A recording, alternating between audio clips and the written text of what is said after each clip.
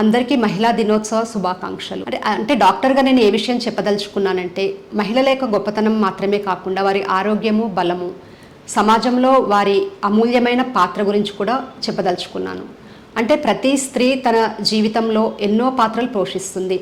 అంటే ఒక కుమార్తెగా కావచ్చు, తల్లిగా కావచ్చు, భార్యగా కావచ్చు, చెల్లిగా కావచ్చు. అంటే ప్రకృతి ఇచ్చిన గొప్ప వరం మాతృత్వం అన్నది. అంటే 9 నెలలు మోసి బిడ్డకు జన్మనిస్తుంది ఒక తల్లి. ఇప్పటి కాలంలో మహిళలు అన్ని రంగాల్లో చాలా అభివృద్ధి కనపరుస్తున్నారు. అంటే వ్యాపారం కావచ్చు, రాజకీయం కానీ, వైద్యపరంగా కానీ, విజ్ఞానపరంగా కానీ అన్ని విషయాల్లో ముందుకు దూసుకొని పోతున్నారు. ఇది చాలా మంచి విషయము, చాలా గొప్ప విషయము. అంటే నేను డాక్టర్గా చాలా ఫ్యామిలీస్లో చూసిన విషయాలు ఏంటంటే, వాళ్ళ కుటుంబం కోసం చాలా శ్రద్ధ తీసుకుంటారు కానీ వాళ్ళ ఆరోగ్య విషయంలో మాత్రము అస్సలు శ్రద్ధ తీసుకోరు.